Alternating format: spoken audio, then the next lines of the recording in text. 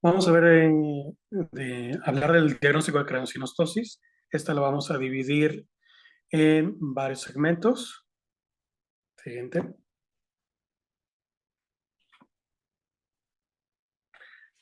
Y el proceso de diagnóstico, como toda enfermedad, va a llevar una serie de pasos. En este caso, el más esencial, el más elemental, es el examen físico. Del examen físico van a salir todas aquellas cuestiones que nos hagan tener una alta sospecha del proceso de enfermedad.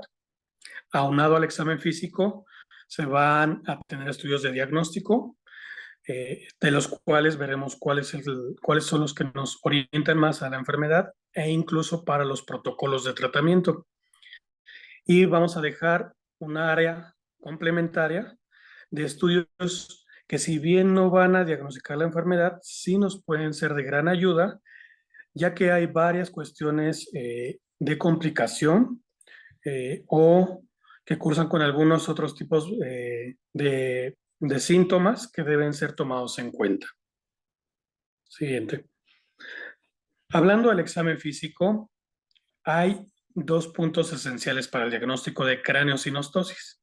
El primero va a ser la forma de cráneo, evaluar la forma de cráneo, pero ahorita me quiero enfocar en lo que es fontanela. Fontanela en el cráneo del recién nacido es fundamental. Nos permite, a partir de esta ventana, hacer una evaluación tanto externa, la podemos palpar, la podemos sentir, podemos visualizar o explorar la tensión de ese cerebro, pero también es de relevancia que por ahí tenemos una ventana para poder ver el parénquima, como es en el caso del ultrasonido. Esta fontanela, pues debemos recordar que tiene un cierre. Vamos a tener dos fontanelas principales, una fontanela anterior o bregmática y una fontanela posterior o lambda. Tienen un cierre diferente. La posterior va a cerrar primero entre los 2, 3 meses de edad, y la fontanela anterior, que es la que nos va a dar mayor tiempo de exploración, va a cerrar entre los 7 y los 18 meses de edad. Entonces, teniendo en particular esta particular información, la fontanela es de relevancia porque en muchas de las craneosinostosis tiene un cierre de manera prematura. Esto no quiere decir que todo el cierre de fontanela sea craneosinostosis, pero sí la gran mayoría de los pacientes con la enfermedad tienen el cierre de esta ventana transitoria. Pasando a la forma de cráneo, vamos a ver que la forma es una forma peculiar, no es una forma totalmente redonda, es ligeramente más alargado en el segmento antero-posterior y un poco más restringido en el sentido transversal o biparietal. Bien, vamos a ver específicamente la forma de cráneo. Siguiente. Y de la forma de cráneo, del lado izquierdo tenemos la forma clásica. Como vemos, una forma semirredondeada, un poco ovalada, más aumentada en el sentido antero-posterior, y hay formas peculiares en la enfermedad. En este caso estamos viendo un ejemplo de dolicocefalia, que puede ser altamente compatible con una craneosinostosis de la sutura sagital, o que se va a llamar también escafocefalia. ¿Cuál es la particularidad de esta forma de cráneo? Que el cráneo va a tener un alargamiento muy importante en el segmento antero-posterior y una restricción en el sentido transversal o biparietal. ¿La que sigue? En cuanto a la plaquiocefalia anterior, esta es la enfermedad en la cual la sutura afectada va a ser la sutura coronal anterior. Esta sutura va al su cierre, va a dar una retracción del área que está cerrada, y entonces vamos a tener un aplanamiento. La órbita se va a ir hacia arriba, y la órbita tiene un nombre particular que se llama órbita en Arlequín. Entonces, el aplanamiento va a ser del lado que se encuentre afectado. Siguiente. Otra sutura que frecuentemente se puede encontrar afectada es la sutura metópica. La sutura metópica corresponde a la porción media de la región frontal, y su cierre prematuro da una forma característica en triángulo. De ahí que su cierre prematuro se llame trigonocefalia. y va a dar una punta o una imagen semejante en punta de lápiz con una restricción de las órbitas también, se van a ver un poco más estrechas, pero sobre todo de las áreas frontales. Siguiente. Y la otra representación clásica, que es la braquicefalia, es muy similar a la que vimos previamente de la plaquiocefalia unilateral, nada más que esta tiene un componente tanto izquierdo como derecho.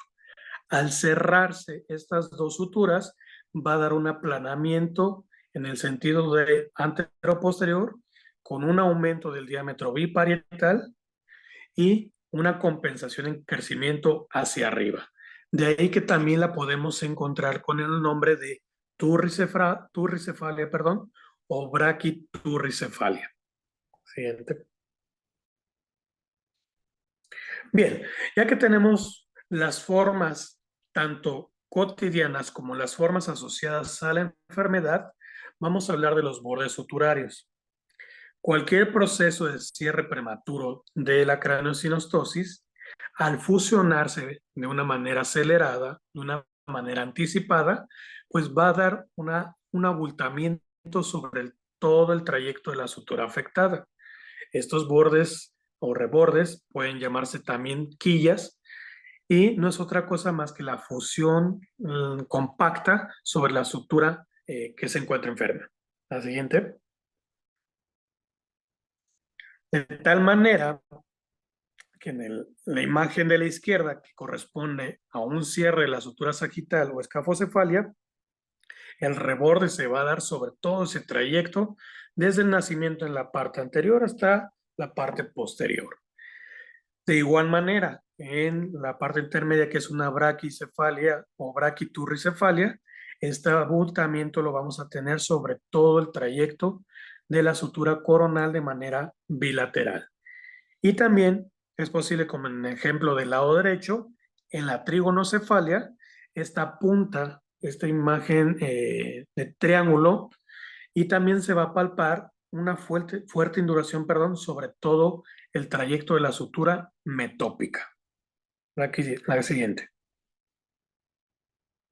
Bien. Y por último, dentro del examen físico, es muy importante también realizar una craniometría. Se puede hacer de manera muy gruesa, solo son necesarios dos ejes para poder darnos idea de qué tanta predisposición tenemos de la enfermedad, o no predisposición, alta sospecha más bien de la enfermedad y su derivación oportuna para tratamiento. Siguiente. Entonces vamos a tener dos ejes. En el lado izquierdo tenemos una imagen en color marrón, semeja la silueta vista desde un punto superior de lo que es el cráneo, y vamos a dibujar dos ejes. Un eje antero-posterior, cuyos límites vamos a tener entre la glabela y en la porción posterior hacia el punto de mayor prominencia. Y en las porciones laterales, lo que vamos a tomar como referencia son las prominencias parietales. En este caso vamos a trazar un eje y lo que es la relación entre la longitud y el espesor multiplicado por 100 nos va a dar una representación en porcentajes. De tal manera que para un paciente con una proporción normal debe ser aproximadamente el 80%. Entonces, si nos vemos a un índice de escafocefalia donde dijimos que el eje antero-posterior o de adelante hacia atrás es mucho más amplio, esta relación se va a ir haciendo cada vez menor. Si comentamos que 80 es normal, una forma leve o de asimetría leve puede ser entre 80 y 70, moderada de 70 a 60 y menor a 50 ya es una deformidad severa. Entonces, toda aquella alteración de moderada a severa deberá ser enviada para su valoración. En cuanto a la braquicefalia, que es el cierre de las suturas coronales, aunque también pueden ser de las lambdas, este mismo eje, esa misma algoritmo lo podemos usar, y si comentamos que de 80 es lo normal, aquí va a pasar lo contrario a la escafocefalia. Ese porcentaje se nos va a ir aumentando, de tal manera que una proporción leve va a estar entre 80 y 90%, 90 siendo moderado y mayor a 100 es una proporción severa. Al igual que la escafocefalia deberá ser enviada en cuanto a el paciente empieza a cursar con un grado moderado a severo para su protocolo diagnóstico. La siguiente. Y bien, terminando el examen físico, las fonelas, los rebordes, pues entonces nos vamos a pasar a los estudios de diagnóstico. Los estudios de diagnóstico son muy importantes porque nos pueden dar la confirmación de la enfermedad, pero también, en el caso de la tomografía, nos pueden dar ya la planeación para un tratamiento si es que requiere cirugía. La siguiente. En cuanto a todo lo demás, agregaría también el ultrasonido. Ha tomado relevancia en últimas fechas porque es un método que no es invasivo, es un método que puede estar al alcance de cualquier centro, de cualquier unidad de salud. Sin embargo, la situación de operador dependiente es de suma relevancia porque entre más experiencia tenga el médico, pues más lo puede diagnosticar. Puede ser muy útil en el periodo prenatal, entre el segundo y tercer trimestre, y lo que va a ver el médico en este caso es que las bandas o las suturas más bien se van a encontrar hiperecoicas. Esto quiere decir que tienen una alta fusión, que están cerradas, que tienen una alta mineralización y por eso dan esta imagen hiperecoica. Son de mayor utilidad en las craniosynostosis sindrómicas y su uso esperemos que paulatinamente se vaya incrementando dentro del diagnóstico de craniosynostosis en la etapa prenatal. Siguiente. Pasando la siguiente.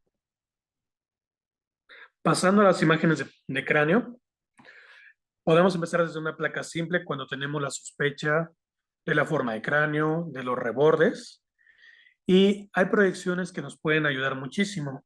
Una placa AP, una TAU y las laterales pueden ser suficientes para que nosotros podamos visualizar las suturas.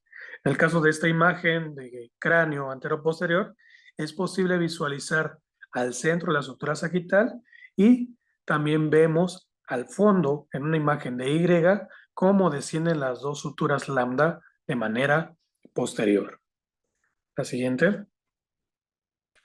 En las siguientes proyecciones, que es una lateral, izquierda-derecha, vemos cómo se delimitan las suturas coronales de un lado y del otro, y en algunos casos también es factible ver también la proyección, o la sutura, perdón, lambda de cada lado. Esto nos hablaría de una permeabilidad de estas suturas, que serían las principales, y con lo cual nos apoyaría a descartar el diagnóstico de craneosinostosis. La siguiente. Bien, y la TAU también nos permite ver prácticamente la mayor parte de la longitud de la sutura sagital. En este caso, hacia el centro vemos cómo se proyecta de manera posterior y alcanza a hacer la bifurcación para formar ambas lambda. Siguiente.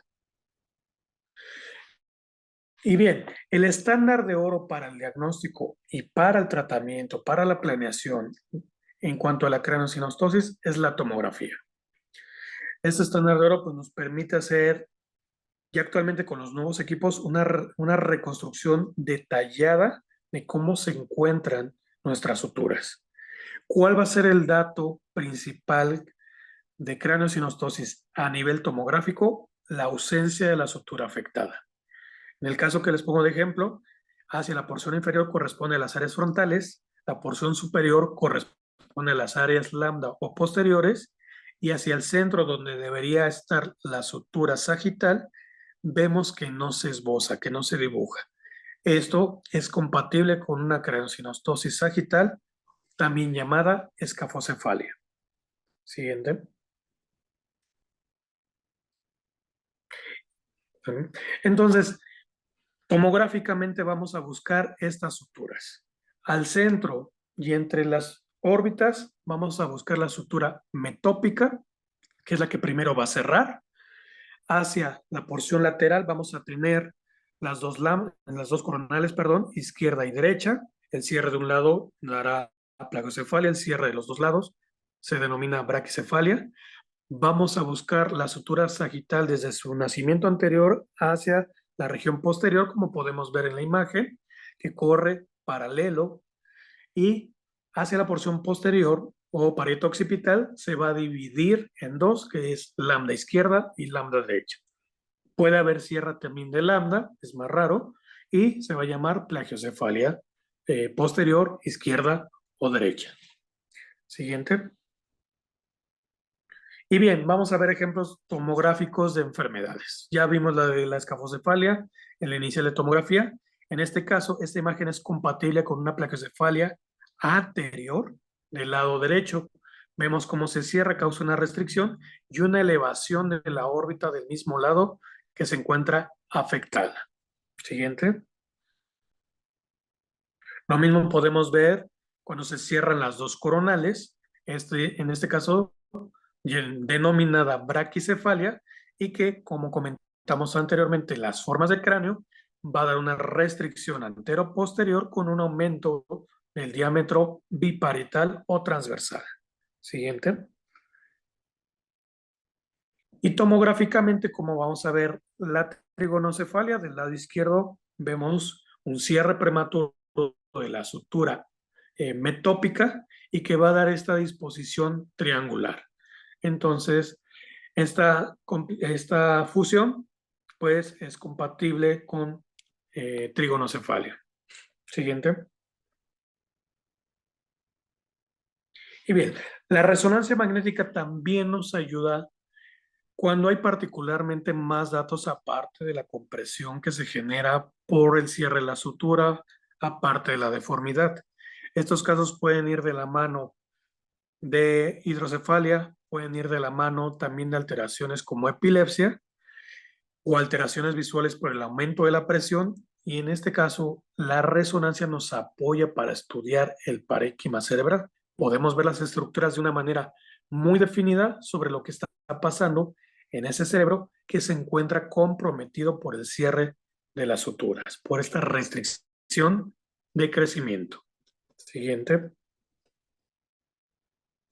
Y pasamos a los estudios complementarios, que si bien no formarían parte del diagnóstico imagenológico, sí nos ayudan a hacer un complemento a la evaluación.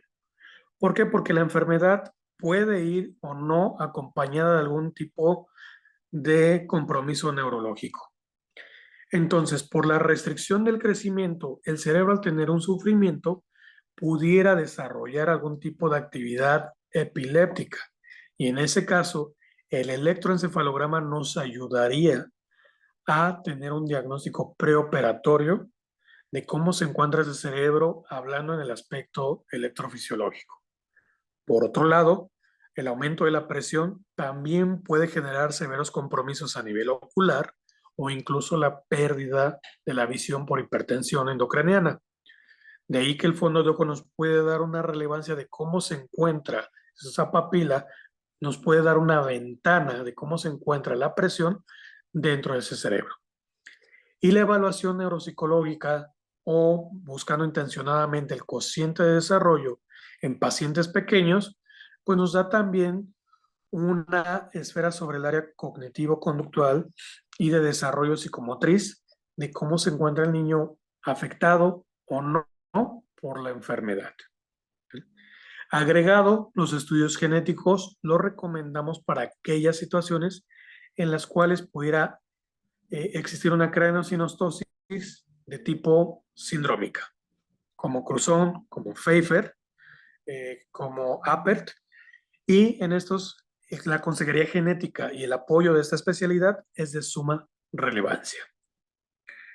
Muy bien, pues hemos terminado con esta aportación sobre el diagnóstico de craneosinostosis.